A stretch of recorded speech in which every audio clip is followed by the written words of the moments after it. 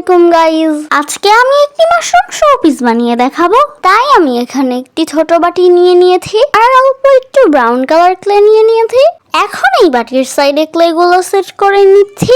এই পর্যায়ে আমি আরো একটু ক্লে নিয়ে নিচ্ছি। আপনারা চাইলে ক্লে না নিয়ে ব্রাউন কালারও ইউজ করতে পারেন। সো দেখতেই পাচ্ছেন আমাদের ক্লে গুলো কিন্তু সমানভাবে সেট করা হয়ে গিয়েছে। দেন আমি একটা কার্ডবোর্ড নিয়ে নিয়েছি। এখন এই বাটির সাইজ মতো পেন্সিল দিয়ে রাউন্ড করে নিচ্ছি। এরপর কেচি দিয়ে এটা কেটে নিলাম। দেন একটু লাইট গ্রিন কালার ক্লে নিয়ে এটাকে ভালোভাবে কভার করে নিচ্ছি। এখন এটাকে এই বাটিতে ভালোভাবে সেট করে দিচ্ছি। এটাকে সেট করা হয়ে গেলে আমরা মাশরুম বানানোর কাজে চলে যাচ্ছি। দেন এটার এক সাইড লম্বা করে নিচ্ছি। এখন এরকম ভাবে চাপ দিয়ে মাশরুমের শেপ করে নিচ্ছি। দেন আমি একটু স্কিন কালার ক্লে নিয়ে নিচ্ছি। এখন এটাকে লম্বা করে সমানভাবে কেটে নিচ্ছি। দেন এটাকে রাউন্ড করে মাশরুমের ওপর ডট ডট দিয়ে দিচ্ছি।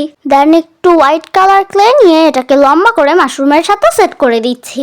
সেম ভাবে আমি আরেকটি মাশরুম বানিয়ে নিয়েছি। দেন এই বাটিতে মাশরুম গুলো সেট করে দিচ্ছি। সেট করা হয়ে গেলে আমি এখানে white and black colour clay নিয়ে নিয়েছি। দেন আমি এগুলোকে মিক্সড করে এরকম ভাবে রাউন্ড করে নিচ্ছি। এগুলো হচ্ছে পাথর। সেম ভাবে আমি ব্রাউন কালার দিয়েও পাথর বানিয়ে নিয়েছি। এখন এগুলোকে সেট করে দিচ্ছি।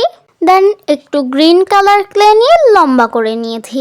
তারপর এগুলোকে সমানভাবে কেটে নিয়ে লম্বা করে নিচ্ছি। এখন এই ঘাসগুলো সেট করে নিচ্ছি। সো আমাদের মাশরুম হয়ে গেল।